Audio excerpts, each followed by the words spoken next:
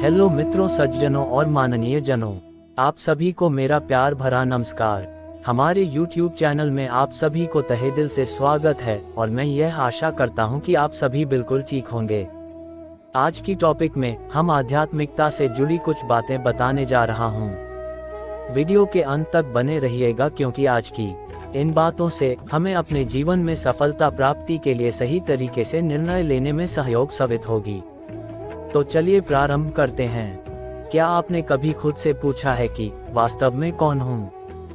क्या आप एक पिता, एक पति, एक मित्र, एक इंजीनियर, एक मुसाफिर या एक मरीज है? सच्चाई यह है कि एक पुत्र के आधार से आप पिता हो, पत्नी के आधार से आप पति हो, आप ट्रेन में प्रवास कर रहे हो इसलिए आप मुसाफिर हो। आपकी सभी पहचाने, जो कुछ भी आप मान रहे हैं, वह सभी दूसरों के आधारित है। तो फिर आप स्वयं कौन हो? एक पिता, एक पति या एक मुसाफिर? मैं कौन हूँ? इस प्रश्न का उत्तर नहीं जानने से आप स्वयं की नई पहचान बनाते रहते हैं। इसके परिणाम स्वरूप आप अपने सच्चे स्वरूप से दूर होते चले जाते हैं। जीवन में सारे दुख अपनी असली पहचान ना जानने के कारण है। जब तक आप अपने सच्चे स्वरूप का अनुभव नहीं करते, तब तक आप खुद को उस नाम से मानते हैं जो आपको दिया गया है। तो आप कौन हो? वास्तविकता में आप एक शाश्वत आत्मा हो। अनंत जन्मों से आत्मा अज्ञानता के आवरण में था। इसके कारण हम स्वयं का अनुभव करने में असमर्थ रहे हैं। ज्ञानी पुरुष की कृपा से अब ज्ञान विधि नामक वैज्ञानिक प्रयोग के माध्यम से अपने वास्तविक स्वरूप का अनुभव कर सकते हैं। इसके बाद आपको न केवल शुद्धात्मा की समझ बल्कि सच्चे सुख का अनुभव प्राप्त होगा। सच्ची शंका द्वारा अपने सच्चे स्वरूप की खोज। क्या आपको कभी अपने सच्चे स्वरूप के बारे में शंका हुई है? खोज करें अपने सच्चे स्वरूप की। वास्तव में मैं कौन हूँ के मुद्दे पर किसी को कोई संदेह या शंका नहीं है। हालांकि ये शंका पहली बार में नहीं उठता। इसके विपरीत हम अपनी अज्ञानता की पहचान को मजबूत करते हैं और इसके कारण क्रोध, गर्व, मोह, लालच बरकरार रहता है। एक गैर सत्य को पकड़ रखा है, इसी कारण से यह गैर सत्य एक सत्य की तरह जागरूकता पैदा कर रहा है। अगर कोई लंबे समय तक गैर सत्य को पकड़ के रखता है तो वह गैर सत्य उसके लिए सत्य बन जाता है। यदि गैर सत्य उसके विश्वास में गहराई से जुड़ जाता है तो वह सत्य बन जाता है और फिर उसे कभी भी यह एहसास नहीं होगा कि यह गैर सत्य है। ये हमेशा उसके लिए सच्चाई होगी। इसलिए क्रोध, मान, मोह, लोभ दूर हो जाएंगे यदि वास्तविक पहचान के बारे में संदेह पैदा हो जाए, लेकिन ऐसा संदेह कभी नहीं होता।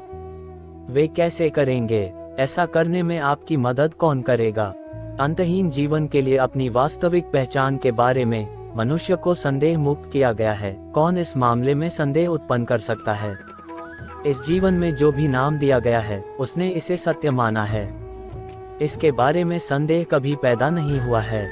ये कितना मुश्किल है और इसी कारण से क्रोध, मान, मोह, लोभ बरकरार रहते हैं। यदि आप क्रोध, मान, मोह, लोभ से मुक्त होना चाहते हैं तो आपको अपने सच्चे स्वरूप की अनुभूति करनी होगी।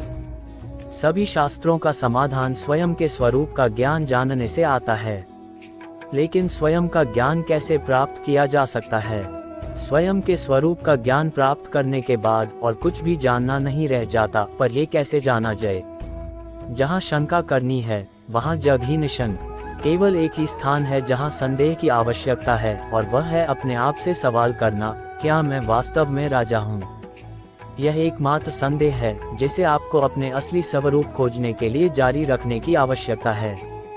जलती हुई मोमबत्ती की एक छवि एक कमरे के भीतर अंधेरे को दूर नहीं कर सकती है, लेकिन साक्षात जलती हुई एक मोमबत्ती कर सकती है। इसी तरह शास्त्र ज्ञान आपको आत्मा का वास्तविक अनुभव नहीं दे सकता है, ये केवल आपको समझ दे सकता है। आत्मा का अनुभव करने के लिए आपको आत्मज्ञान प्राप्त करने की आवश्यकता है। जब प्रत्यक्ष ज्ञानी पुरुष द्वारा आपको ये ज्ञान आपको दिया जाता है, तब आत्मा का अनुभव शुरू हो जाता है। इसके बाद यह आप एक शुद्ध आत्मा हो, ये जागृति आपको सहज और स्वाभाविक रहेगी। ये तब भी रहेगी जब आप आधी रात को जाग जाते हैं। आध्यात्मिक जागृति के बाद आप क्या अनुभव करते हैं? कुछ चीजें आपको याद रखने के लिए प्रयास करना पड़ता है, जो शरीर के मामले में पुद्गल की श्रेणी में आते हैं। आपको आत्मा को याद करने की आवश्यकता नहीं है। जब आपको शुद्धात्मा यह मूल स्वभाव का अनुभव होता है, तब आपको इसे याद रखने के लिए कोई पुरुषार्थ करने की आवश्यकता नहीं रहती है। जब आप आत्मा का अनुभव करते हैं तब क्या होता है? खुद अनादिकाल से विभ्रम में पड़ा हुआ है। आत्मा है स्वभाव में, परंतु विभाव की विभ्रमता हो गई। वह सुषुप्त अवस्था कहलाती है। वह जग जाए तब उसका लक्ष्य बैठता है हमें। वह ज्ञान से जगता है। ज्ञानी पुरुष ज्ञान सहित बुलवाते हैं, इसलिए आत्मा जग जाता है। फिर लक्ष्य नहीं जाता, लक्ष्य बैठा तब अनुभव, लक्ष्य और प्रतीति रहती है। इस लक्ष्य के साथ प्रतीति रहती ही है। अब अनुभव बढ़ते जाएंगे। पूर्ण अनुभव को केवल ज्ञान कहा है। आत्मा का अनुभव हो गया यानी देहाध्यास छूट गया। देहाध्यास छूट गया यानी कर्म बंधना रुक गया। फिर इससे ज्यादा और क्या चाहिए? पहले चंदू भाई क्या थे और आज चंदू भाई क्या हैं, वह समझ में आता है। तो ये परिवर्तन कैसे? आत्मा अनुभव से। पहले देहाध्यास का अनुभव था और अब यह आत्मा अनुभव है। प्रतीति अर्थात पूरी मान्यता 100% बदल गई और मैं शुद्धात्मा ही हूँ, वही बात पूरी तरह से तय हो गई। मैं शुद्धात्मा हूँ, वह श्रद्धा बैठती है लेकिन वापस उठ जाती है और प्रतीति नहीं उठती। श्रद्धा बदल जाती है लेकिन प्रतीति नहीं बदलती। ये प्रतीति यानी मान लो हमने यहाँ ये लकड़ी रखी, अब उस पर बहुत दबाव आए तो ऐसे टेढ़ी हो जाएगी लेकिन स्थान नहीं छोड़ेगी।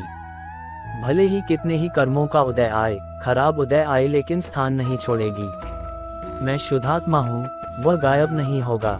अनुभव, लक्ष्य और प्रतीति ये तीनों रहेंगे। प्रतीति सदा के लिए रहेगी, लक्ष्य तो कभी कभी रहेगा। व्यापार में या किसी काम में लगे कि फिर से लक्ष्य चूक जाएं और काम खत्म होने पर फिर से लक्ष्य में आ जाएं। और अनुभव तो कब होगा कि जब काम से सबसे निवृत्त होकर एकांत में बैठे हों, तब अनुभव का स्वाद आएगा। यद्यपि अनुभव तो बढ़ता ही रहता है। अनुभव, लक्ष्य और प्रतीति। प्रतीति मुख्य है, वह आधार है।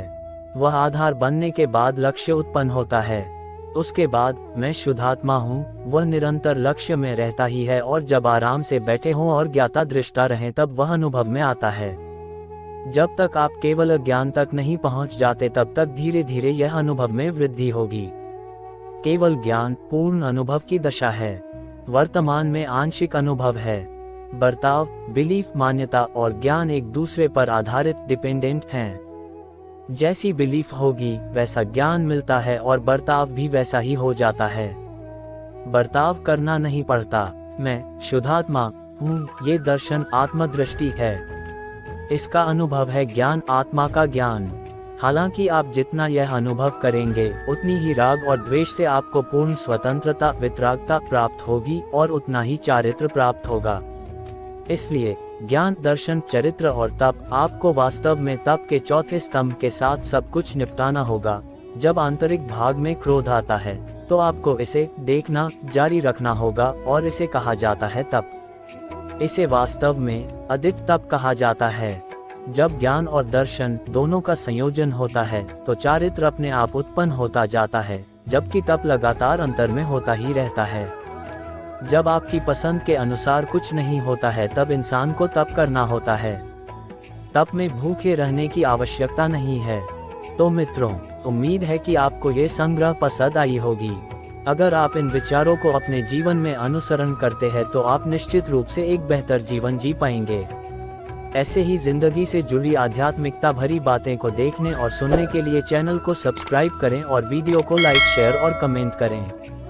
फिर मिलेंगे अगली वीडियो में कुछ और नई इंटरेस्टिंग बातें लेकर। तब तक आप सभी का समय शुभ रहे। वीडियो के अंत तक बने रहने के लिए आप सभी को बहुत बहुत धन्यवाद। जय श्री कृष्ण। राधे राधे कृष्ण।